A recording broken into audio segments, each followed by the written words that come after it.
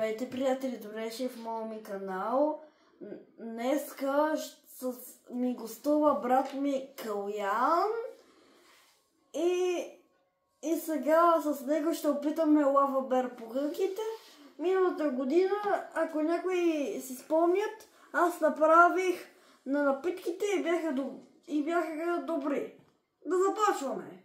Да, нека да започваме. Кое е това? Ухо! Сами потуса. Първо ще опитаме с манго и портокал. С манго и портокал. Манго и портокал.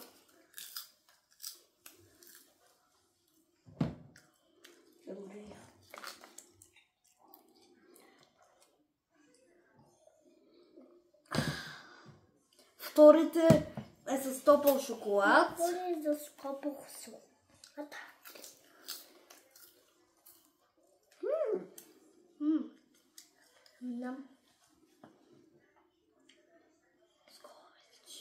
Сами дава си сменят.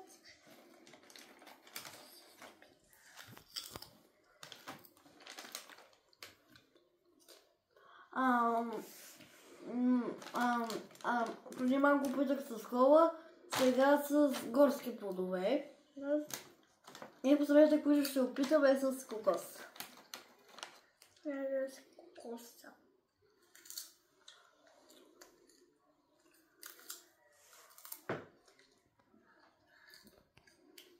Дойде време и за класацията. Да. На пето място аз слагам манго и портокал. Не ми много хареса.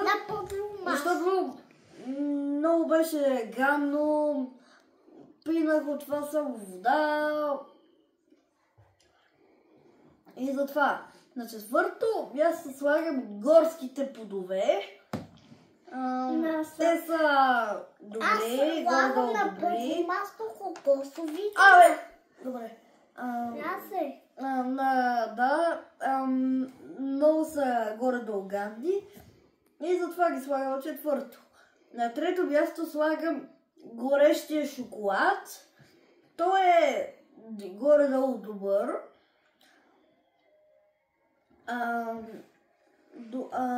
Малко можеше малко да бъде като за второ, ама имаше едно друго, което повече ми хареса.